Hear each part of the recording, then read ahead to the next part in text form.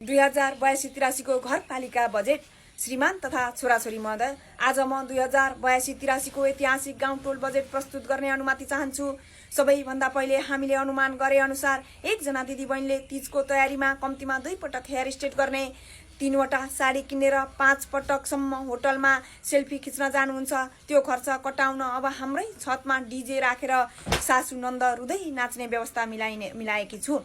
श्रीमान तथा छोराछोरी महोदय, त्यसैगरी पिकनिक पार्टी र बेबी सावरमा पनि खर्च कटौती गर्न योजना ल्याएकी छु। साग सब्जी शीर्षकमा दिँदै आएको खर्चमा पनि केही थप घट गरेकी छु। आफ्नै बारीमा फलेको लट्टे र घिरौलोलाई 6 महिनाको आलो पालो मिल्ने गरी राष्ट्रिय तरकारी घोषणा गरेकी छु।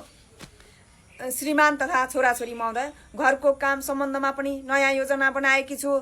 जतिसुकै मिठो खाना बनाएर खान दिँदा पनि अब्जस लगाउनेलाई तह लगाउन पुरुष भान्सा प्रतियोगिता आयोजना गर्न बजेट छुट्याएकी छु। प्रतियोगितामा प्रथम हुनेलाई कुकर, दोस्रो हुनेलाई कराई र तेस्रो हुनेलाई दिउरेको पुरस्कारको रूपमा दिने र त्यो पाएको पुरस्कारको पूर्ण सदुपयोग भएको हुनुपर्नेछ। त्यसैगरी भान्सा सधैँ महिला मात्र खटिनुपर्ने भएकाले अब हामी महिलाले पनि ससुरा घर मण्डलामा आन्दोलनको घोषणा गरेका छौँ। आन्दोलनको मोडालिटी यस्तो हुनेछ: बुदा नम्बर 1, भात चिया खाजा बनाएर खुवाए बापत मासिक तलबको घोषणा गरिनुपर्ने। बुदा नम्बर 2, नारीहरूको महान चाड तीजमा वर्षै पछि 1 तोला सुनको गहना उपहार दिनुपर्ने। बुदा नम्बर 3, विवाह गरेको 25 वर्षपछि भान्साबाट अनिवार्य अवकाश लिन पाउनुपर्ने। बुदा नम्बर 4, भान्सा पेन्सनको व्यवस्था हुनुपर्ने। यदि यी माथिका बुदा लागू नभएमा भान्सा हडताल गरिनेछ। श्रीमान तथा छोराछोरी महोदय, शिक्षा शीर्षकमा दिँदै आएको बजेटलाई शून्यमा झारेकी छु। बोर्डिङको किताबको भारी बोक्दा, छोराछोरी बेहोस हुने, पैसा तिर्दा बाउ बेहोस हुने र बाउको उपचारको खर्च सुनेर आमा नै बेहोस हुने भएकाले अब सामुदायिक विद्यालय स्कुलमा अभिभावकको खोजी रित्तिँदैछ हाम्रो गोजी भन्ने नारा लगाउँदै छोराछोरीलाई सामुदायिक विद्यालयमा भर्ना गर्ने योजना ल्याएकी छु।